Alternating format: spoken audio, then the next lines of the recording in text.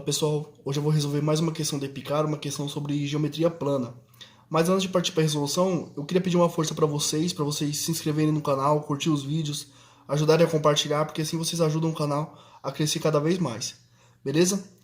Então vamos lá resolver o nosso problema. O enunciado da questão fala o seguinte: a área do losango ABCO da figura dada mede 24 centímetros quadrados. O lado do hexágono regular ABCDEFE em centímetros igual a. Então o exercício é bem claro, né? Nós temos que determinar o lado desse hexágono. Pessoal, percebam que nós temos aqui um hexágono que está inscrito em uma circunferência. E observe que os segmentos OA, OB, OC, OD, OE e OF, todos eles são raios da circunferência. Então todos eles são segmentos congruentes, que eu vou representar por esses dois risquinhos, indicando que eles possuem a mesma medida. Agora vamos fazer uma análise em relação a esse ângulo aqui, que é um ângulo central. Note que esse ângulo ele mede 60 graus. Por que ele mede 60 graus? Observe que se eu completar aqui os segmentos OF, OE e OD, eu vou ter 6 triângulos. Bom, se eu sei que o ângulo central de uma circunferência mede 360 graus, e eu vou ter aqui 3 triângulos, isso implica que o ângulo de cada triângulo, com vértice no centro da circunferência, vai medir 60 graus. Tudo bem? Agora, observe que esse segmento aqui também é o raio de circunferência. Então esse triângulo aqui é isósceles, porque ele possui dois lados congruentes. Bom, qual é a propriedade que um triângulo isósceles tem? Os ângulos da base também são congruentes. Mas note que o ângulo central é 60 graus. Bom, como eu sei que esses ângulos aqui são congruentes, cada um deles também vai medir 60 graus. E eu concluo com isso que no caso particular do hexágono, esse triângulo aqui, ele vai ser um triângulo equilátero, porque ele tem 3 ângulos congruentes. Bom, se aqui mede R, que é o raio da circunferência, aqui mede R, esse lado aqui, que é o lado do hexágono que eu quero descobrir, ele também mede R. Logo, basta eu determinar o raio da circunferência, que eu vou determinar qual que é o lado do hexágono que eu estou procurando. Agora observe, pessoal, que a BCO é um losango. E o problema me dá a área desse losango. Como que eu calculo a área de um losango? A área de um losango, que eu vou chamar de AL, é o produto das suas diagonais, que eu vou chamar de D1 vezes D2, dividido por 2. Certo? Só que eu conheço uma das diagonais. Uma das diagonais do losango, a diagonal menor, é o raio. Então, o interessante seria que eu conseguisse escrever essa outra diagonal aqui em função do raio. Eu consigo fazer isso? Sim. Como que eu faço isso? Utilizando a lei dos cossenos. Porque observe que esse ângulo aqui, ele também é um ângulo de 60 graus. Então, pessoal, eu conheço dois lados consecutivos e conheço o ângulo formado entre eles. Logo, eu posso utilizar a lei dos cossenos nesse triângulo aqui, AOC. Então, é isso que eu vou fazer. Vamos escrever aqui. Então, aplicando a lei dos cossenos do triângulo AOC, vem. A lei dos cossenos, ela fala que o lado que eu não conheço do triângulo elevado ao quadrado, qual é o lado que eu não conheço? O lado que eu quero descobrir é o AC. Então, AC elevado ao quadrado, isso aqui vai ser igual. Um dos lados que eu conheço ao quadrado, R ao quadrado, mais o outro lado que eu conheço ao quadrado, R ao quadrado, menos 2 vezes o produto desses dois lados, R vezes R, vezes o cosseno do ângulo formado entre eles, que é 120 graus. Eu tenho dois ângulos de 60, então cosseno de 120 graus.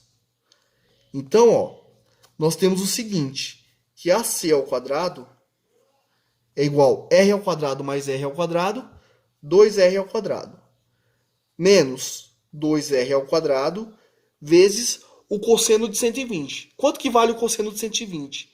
Vamos fazer uma recordação aqui, Observe, vamos lembrar lá do ciclo trigonométrico, que o cosseno de 120 graus, esse ângulo todinho que eu vou circular aqui agora,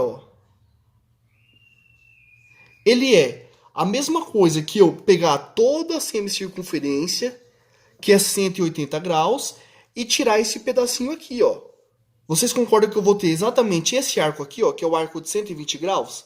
Observe que o cosseno de 60 e o cosseno de 120, eles têm o mesmo valor. O cosseno de 120 é esse valor aqui, E o cosseno de 60 é esse valor aqui, ó, esse comprimento.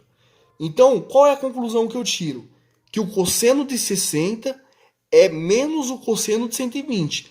Eles têm o mesmo valor, porém com o sinal trocado, porque o cosseno no primeiro quadrante é positivo e no segundo quadrante é negativo. Tudo bem, pessoal? Espero que tenha ficado claro. O que a gente precisa entender é que o cosseno de 60 e o cosseno de 120, eles têm o mesmo valor, porém sinais opostos. E o cosseno de 60 a gente sabe que vale meio. Então o cosseno de 120 vai ser menos meio. Então onde eu tenho o cosseno de 120 no meu problema, eu vou trocar por menos meio. Então eu vou chegar que o meu AC elevado ao quadrado, ele vale 2R ao quadrado. Agora, ó, esse 2 simplifica com esse 2, e esse menos cancela com esse menos, vai virar mais. Então, mais R ao quadrado. Então, eu concluo que o AC ao quadrado vale 3R ao quadrado. Extraindo a raiz quadrada em ambos os membros, eu vou ficar com AC igual a raiz quadrada de 3R ao quadrado. De onde eu concluo que o AC... Bom, ó, como eu tenho um produto aqui dentro do radical, tem uma propriedade de radiação que fala que eu posso separar isso em duas raízes. Então, ó, raiz quadrada de R ao quadrado vai ficar o R, vezes a raiz quadrada de 3. Então, esse é o valor desse lado AC. Bom, então como nós descobrimos as duas diagonais do losango, nós estamos prontos para calcular a sua área, que é o produto das diagonais dividido por 2. Então, a área do losango é uma diagonal, que é R, vezes a outra diagonal, que é o AC, que nós vimos que vale R raiz de 3, dividido por 2. Isso vale 24 centímetros quadrados. Então, isso é igual a 24. Passando esse 2 lá para o segundo membro, multiplicando, nós vamos ficar com R ao quadrado, que é R vezes R, vezes a raiz de 3, isso igual 24 vezes 2, 48. E aí nós vamos passar essa raiz de 3 dividindo. Então nós vamos ficar com R ao quadrado igual a 48 dividido pela raiz de 3. E aí nós vamos racionalizar, multiplicando em cima e embaixo pela raiz de 3. Então nós chegamos que R ao quadrado vale 48 raiz de 3 dividido raiz de 3 vezes raiz de 3, 3. Então nós temos que R ao quadrado, 48 dividido por 3 é 16. Então vai ficar 16 raiz de 3. Bom, extraindo a raiz quadrada em ambos os membros, nós vamos chegar que o R vale. De novo, nós podemos separar isso em duas raízes, né? Então vai ficar a raiz quadrada de 16, que é 4, vezes a raiz quadrada da raiz quadrada de 3.